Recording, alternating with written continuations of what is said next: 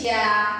Oke, kembali lagi bersama Kak Desi Sinaga dalam materi surat lamaran pekerjaan. Dan ini adalah lanjutan dari video yang pertama.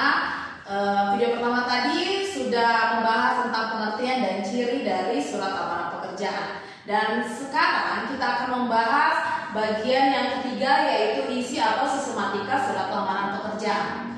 Isi atau sistematika dari surat lamaran pekerjaan terdiri dari tempat dan tanggal pembuatan surat, itu yang pertama. Yang kedua, perihal dan lampiran surat. Ketiga, alamat surat. Keempat, salam pembuka. Kelima, paragraf pembuka surat. Keenam, isi surat. Lalu 7, paragraf penutup surat.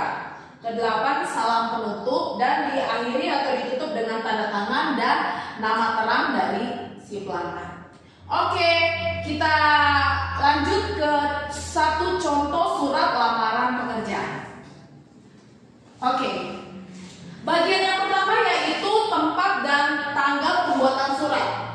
Nah, ini yang pertama ya, ini terdapat di pojok kanan atas, yaitu contohnya yaitu balik G, koma, antara tempat dan tanggal kita pisahkan dengan tanda baca koma, ya. Balik G, koma, 29 Juni 2022. Lalu di bagian pojok kiri atas terdapat perihal dan lampiran surat. Oke, perihal surat yaitu lamaran pekerjaan, ya. Lalu lampiran terdiri dari 3 lembar atau 3 lembar berkas yang ada di selain surat lamaran ini. Lalu yang ketiga yaitu alamat surat, yaitu yang terhormat bisa disingkat dengan YTH titik Kepala Cabang Bimbel Talenta Bali G, ya. Lalu kita lanjutkan dengan alamatnya yaitu Jalan Sisingamangaraja nomor 83B, Kecamatan Bali G, koma, karena ini merupakan rincian alamat surat Kabupaten Toba.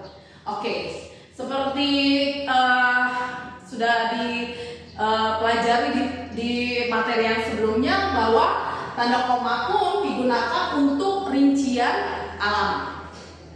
Lalu yang keempat yaitu salam pembuka, ya, dengan hormat koma, begitu ya. Pada umumnya salam pembuka sebenarnya bisa selain dengan hormat, tapi biasanya umumnya itu menggunakan dengan hormat sebagai salam pembuka surat. Oke, lanjut kita masuk ke paragraf pembuka surat. Berdasarkan iklan pada harian Kompas. Kenapa Kompas di sini? Ini semisal ya. Sebenarnya ini iklannya tidak benar-benar, tetapi ini sebagai contoh aja. Ya, pada surat harian Kompas K ditulis kapital, lalu karena ini adalah nama surat kabar dan seharusnya ditulis huruf miring ya, karena bisa digantikan dengan tanda dengan garis bawah ya. Oke, itu bisa digantikan. Oke, tapi yang sebenarnya tanda yang digunakan adalah huruf miring ya. Oke, koma 20 Juni 2002 menyebutkan bahwa Bimbel Talenta membutuhkan tenaga pengajar bahasa Indonesia.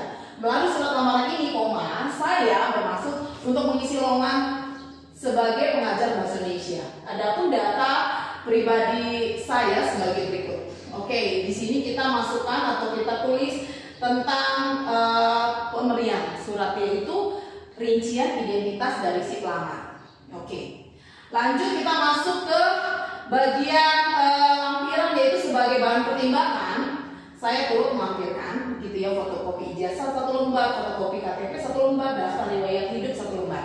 Oke, ini semua adalah bagian dari yang keenam, yaitu isi surat. Lanjut kita, setelah itu ke-8 adalah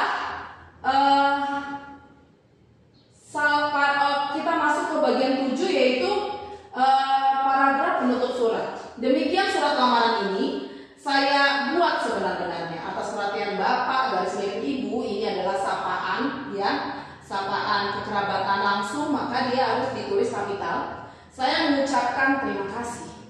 Oke, itu adalah paragraf penutup surat. Lalu ditutup dengan salam penutup, hormat saya. Jadi hormat saya sebagai salam penutup ini harus ditulis sejajar dengan titik mangsa atau tempat tanggal surat tuh, ditulis sejajar ya. Oke, ini adalah salam penutup, yaitu hormat saya koma. Lalu ditutup dengan tanda tangan beserta nama terang atau nama jelas dari pelamar. Begitu. Ini adalah contoh surat lamaran pekerjaan. Oke. Terima kasih adik-adik. Ini adalah sistematika surat lamaran pekerjaan. Di video selanjutnya kita akan membahas tentang unsur kebahasaan dari surat lamaran pekerjaan. Terima kasih ya, semangat terus belajar.